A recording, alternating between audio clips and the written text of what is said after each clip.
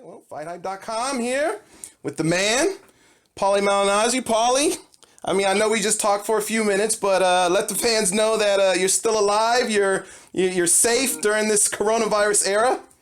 I've not been coronavirus. I'm good. How do you know, though? Have you been tested? Can you even get a test? Yeah, that's the thing about it, man. I don't know, but I have no symptoms, so Not far sick. so good. Yeah.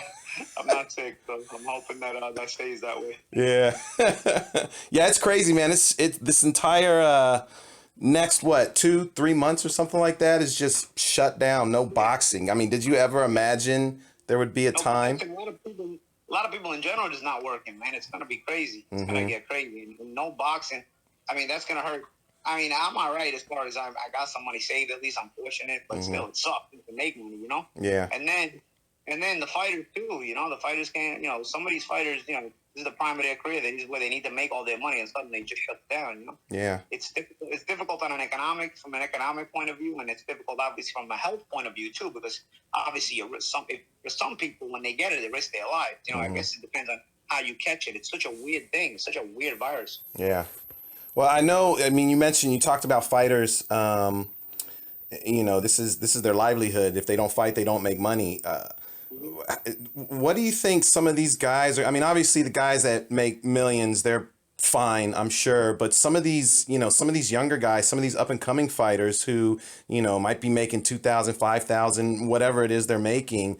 Like, are they gonna have to like start getting regular jobs? Like, well, that's the problem. Even regular jobs are not working right now. True. You know, it's a real problem because you can't. You know, even if you are the type that okay, you have to get a regular job, you got to get a side hustle or something. There's nothing going on, bro. Everybody's scared. I think probably even your drug dealer or something, you know, is fucking on the street. You know? oh, don't say that. That's terrible news. I think think about it, and you gotta see people in person and do that too. Nobody wants to see anybody in person right now, Right? Everybody's out of business right now, bro. It's tough. Yeah. Times are tough. Yeah, it's crazy, man. It's crazy. Well, I don't want to talk too much about the coronavirus. Everybody knows it's a shitty situation. But I did want to go back to last month. I know you've already done a couple interviews and you've talked about it, but I didn't get a chance to talk to you about Fury Wilder 2. Obviously, Fury looked like a pretty dominant victory. What did you think about it? I thought that, you know, I was picking Fury before the fight. I was surprised with his outlook, with his approach. I did hear that he said he was going to be aggressive, but I thought it was more gamesmanship than anything else. I was surprised. I wasn't surprised that he won the fight. I was surprised, however, at the way he took the approach to win the fight, and then the fact that he was able to take that approach and still dominate the fight. That was what was more surprising to me. It was interesting, you know. I think he basically took the fight out of Deontay Wilder. You know, I don't think Wilder ever expected to have to be in this kind of position where you have a guy not respecting your power, who's walking you down, and now you have to go to a plan B, which is, you know, try to box and try to win rounds. And I don't know that he knows how to do that. You know, so it was sort of eye opening, even from a standpoint of a fan and of a boxing fan like myself, to just be there watching it and see how this fight evolved and played out. Because I don't think, no matter if you picked Wilder or Fury to win, I don't think you could ever have thought that it was going to play out in the way that it did. When you originally heard him talking about his strategy, Fury, I mean, just like you said, I thought it was, you know, just mind games. I thought he was just joking, but which happens sometimes, you know. So you can never really know. Well, when you actually saw it play out, though, like when you saw him doing that game plan, did you look at it and say, "Oh shit, yeah, that's the way he should attack Wilder"? No, you know what? I saw round one and I thought it was close. I thought round one was close. So I thought I started thinking like, yo, I don't know if he's doing the right thing here. And you know, because round one was close. I thought in my mind, you know, like some people gave it to Wilder, some people gave it to Fury. I thought Wilder won round one. So I was like, I wonder what he's getting at doing this. And then around two, he just started roughing him up totally, you know. And then from there, I was like, you know, you start seeing the psychological battle where, you know, somebody's roughing you up like that. Now, even from a psychological perspective, you kind of start to break a little bit, you know, or guys can start to break a little bit, and you get frustrated. As you break, you get frustrated, and you make more errors, you make more mistakes, and it just kind of started piling on, you know, started kind of piling on. with Deontay. He was never able to kind of get out of the rut, you know.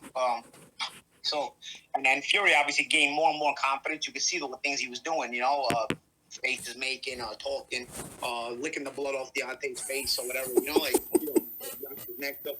So it was a thing where you could just see the guy getting more and more confident. And I think Deontay made himself tired even from a mental perspective, because when you feel hopeless in there, I'm telling you, you feel like the fatigue just takes a hold of you, you know, because you feel like you're out of answers. So it's you start to, besides physically fatigued, I think he was mentally fatiguing too, because he was out of answers, you know. And of course, from the other perspective, when you see everything is working, you feel like you have all the wind in the world. I feel like Fury looked fresh as a daisy, because obviously he knew he was in control, he knew he was dominant, and he felt like, you know, this was going all his way, and so he looked really fresh. And because I thought, you know, physically he was in shape, but also mentally he's not stressed at all. Mm-hmm. So it really was a tale of two fighters for real. Yeah. You know, after the fight was over, obviously, you know, everybody knows about the quote unquote excuses and whatnot. I don't want to harp too much on that. But is there any validity in any of that stuff? I mean, obviously, if the suit does weigh 40 pounds, I mean, I guess I could see it being heavy and whatnot, but is there any validity to that, or is it just... Well, I don't find much validity in it, because Deontay kind of put his own foot in his mouth by saying he trains with these kind of jackets all the time and things like that in interviews. Mm-hmm. But I also have pretty big doubts that the suit was actually 40 pounds. I don't doubt that it weighed some, but I also doubt that it was actually a 40-pound suit. I mean, that's utterly kind of extreme for any suit to weigh 40 pounds. Mm-hmm. You know, because you got to think about it, you got to fight in the shorts, so there's no way the shorts weighed anything. So that you're telling me that thing that he wore over his upper body weighed 40 pounds, and that mask, mm-hmm. I don't, you know, like I kind of find that hard to believe too. But I don't doubt that it weighed something. But listen, I don't even necessarily feel like that's the end of the world that he says that. I feel like it's the end of the world that nobody on his team told him, yo, don't go public with that. You know what I mean? Like, sometimes you want to believe inside your head you got beat for a certain reason, and mm-hmm. you're going to make that. And sometimes it's just about keeping your confidence in that way. Even if you're in denial, sometimes it keeps you confident, and confidence is what you need. But nonetheless, so I don't mind that he said that, but nonetheless, somebody in his team, because you don't say anything public without speaking to your team about it. You know, any complaints I made publicly, I first complained to my team about the same shit. You know, so I've, you know, I think when he was making this complaint within his camp, somebody in his camp, even if they don't disagree with him, should have been like, yo, just don't go public with that. It's not going to be a good look, you know? Mm. But when you have all yes men, it's kind of tough to actually get a real answer out of anybody. And I can't imagine, because he's got a big entourage. Out of like 20, 25 guys, not one guy told him, like, yo, man, you don't have to tell him it's a moronic excuse, but you got to tell him, like, just it's not a good look if we go public with that champ. You know, let's just get back on the you know, that shit was probably heavy. Okay, you know, next time we know better, and you'll be better the next time. Just something to spin it in a positive way, but without letting him kind of, quote unquote, make a fool of himself by making that excuse public, you know? Is it even possible to prevent that, though? I guess to prevent having yes men on your team, like especially if you're the heavyweight champion of the world, undefeated, knocked everybody else out, you know, you start to believe in yourself. Most guys are going to want to be around a successful person. So yes, yes men are part of the recipe, so to speak. But mm-hmm. you know, you also have to have friends that you go back with a long time. You know what I mean? Like I always have my brother, Peter Card's my best friend. Yeah, they pull no punches. You know, like we would get. Peter always kept it real with you.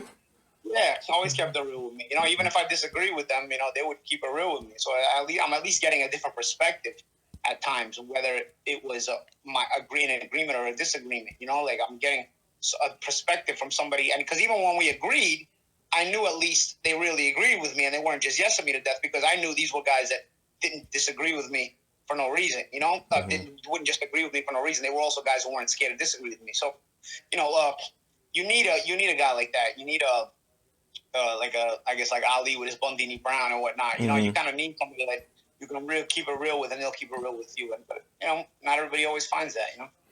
Do you think that is going to have an impact when they fight this third time? Like if he doesn't have that right now, I mean, obviously they went through that situation with Mark Breland. Hopefully that's all cleared up now. I think I heard that they're going to end up keeping him on the team. But even if they keep him on the team, can they work together effectively after going through something like that?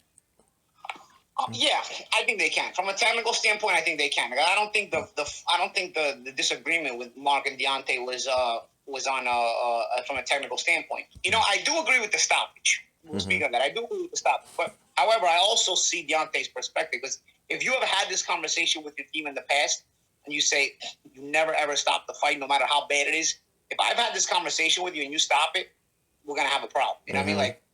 So I do also see Deontay's perspective. I personally, from a personal standpoint, agree with the stoppage. But I also understand Deontay's gripe if he has had this conversation on a personal level with his team, including Mark, in the past. You know, having said that, I think technically, from a technical standpoint, I think Mark is the guy for Deontay regardless. Why exactly did you agree with the stop? Like, did you feel like it had gotten to the point where there was no coming back?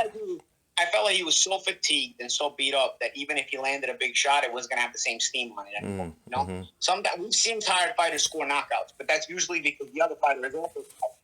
You know, and so when he lands a big shot, the knockout comes. But Tyson Fury was way too fresh, and Deontay was way too tired. It was too much of a gap in conditioning at that point. And I don't doubt that both guys were in shape to start the fight, but the way the fight had played out, the way it had evolved, the conditioning was now there was a big difference in the conditioning.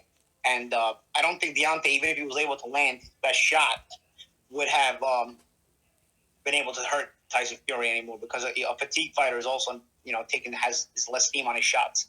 So that's why I felt like the fight was better off being stopped. Yeah. I got to ask you about this because people will probably crucify me if I don't. Even though I kind of already have my own opinion on it and I don't necessarily feel like it needs to be asked, but the flapping glove controversy. I was gonna say, please don't let it be the flapping glove. Come on, you know I have to ask you just because they'll be like, oh, I can't believe he didn't that. But you know what? I thought MMA fans were the dumbest fans in sports, and I probably still do. But bro, boxing fans, this proves to me, boxing fans are like right there. They're like right on their heels with as being the dumbest fans in sports. I don't care if anybody says, "Oh, but that's bad that you say that because you have fans too." I don't give a shit. You are some stupid motherfuckers if you even thought that. You know what is more disgusting to me? And I love Steve Cunningham, but I heard Steve Cunningham was actually backing it up, and I love Steve. He's a good guy. Yeah. But if you're a professional fighter and you have had on professional fight gloves and you had your hand wrapped in the glove, you know that even before it's tied, there's no maneuvering space. There's no maneuvering space. You cannot even get your hand into an untied glove unless somebody pries it on you once your hand is wrapped. Once your hand is wrapped for a professional fight, that fight glove is so tight around your wrapped hand that in order to get the glove on before you even tie it, you have to pry it on. You know what I'm saying? So therefore, once it's tied, it's impossible to maneuver anything. It's impossible. It is beyond impossible. That's number one. Number two, you have the commission watching you tie gloves. You have the commission and a representative from the other team watching you tie gloves. You know already that when Deontay was willing to go public with the weight of his vest, but he wasn't willing to go public with a complaint about the gloves, you already know. Like, this guy, he would have probably complained about anything he could have, and he still didn't complain about the gloves. So that's how you do also, you know. And again, it's not even a knock on Deontay at this point. You know, I don't think you're supposed to heartily accept the defeat. I think you have to, you know, want to get back and make it right, and you want to make reasons or excuses to why you didn't go wrong and why it's going to go right the next time. But even Deontay knew better than to bring up this glove bullshit. I'm just disappointed in the fact that the fans of boxing were this dumb. That you know, it amazed me. It amazed me because the flapping of the hand, that's not his knuckle in the glove. You ever even try to hit a bag with your hands like that in a glove? First of all, if you tie the glove that way and you tie it over with your knuckles on the wrist part, the glove is going to slide off. The glove is going to slide off for you. Yeah. These aren't bad gloves. The gloves are so tight that if you only tie up to the wrist and your knuckles on the wrist part, you're going to lose the glove in a 12-round fight. It's going to fly off your hand. So the way the gloves are, they barely fit you when your hand's wrapped and your hand is all the way in. And then once the glove is tied, let's say there's no way it's sliding, there's no way it's moving around. I don't know. I don't always make a full fist on all my punches either. You know what I mean? Because sometimes you're using setup punches, probing shots, like, you know, a double jab right hand, for example. A lot of times you flip the two jabs out with an open glove. because you're looking to use that as a distraction or a blinder to set the big shot up. Even say a left hook right hand combination. You know, a lot of times when you throw a left hook right hand combination, the hook is just a decoy shot. So you'll throw it as a slap. You'll throw it with an open glove because all you're looking for is a distraction or a reaction to the hook, which is a meaningless punch. So you can blind him with the straight right hand down the middle, you know, and surprise him with the straight right hand down the middle. So that's what it looked like he was doing. Yeah, these are all things that fighters do. You know, Fury may smack a little bit more than others. Maybe that's also, you ever think of the fact that maybe that's why this guy who's a monster at 6'9" doesn't get a lot of knockouts? You ever think that maybe the reason he doesn't get a lot of knockouts is probably because he slaps so much, and that's why his knee was so open? And in reality, you know, a guy like this doesn't have anywhere near the knockout ratio that Deontay Wilder had. It's probably because, he probably does a lot of slapping. He probably does do a lot of open-handed stuff. You know what I mean? But that didn't mean anything. You know what I mean? That doesn't mean he's not putting the glove on, right? I mean, it's beyond moronic to me. I mean, I can't fathom how stupid people can be. And then they argue with you. You know, I was on Ishe Smith's Instagram page, and I felt bad Ishe was getting all this shit. I was like, and then I caught some of it. I mean, I cannot fathom how stupid. The most dangerous kind of idiot is an idiot that thinks he's smart. Man, I couldn't believe how stupid these people were. I couldn't believe it. I really couldn't believe it. That's a diehard boxing fan for you. Yeah, but it's one thing to be diehard and it's cool. It's fine. You know, you have a fan of the guy, but just say you'll make it right the next time. You know, say, I don't know. Yeah. It was so stupid. Yeah. It was so stupid. And then I don't know. Let me get off the subject before I start. They're gonna go start analyzing Joe Calzaghe videos now to see if his gloves were slapping in the same way. They probably would. Speaking of the next fight, Fury Wilder 3. Is that fight going to go any different? Well, I guess there's probably going to be enough time now for Deontay to make adjustments thanks to the coronavirus. But is there enough time for him to, do what he needs to do? Can he make adjustments?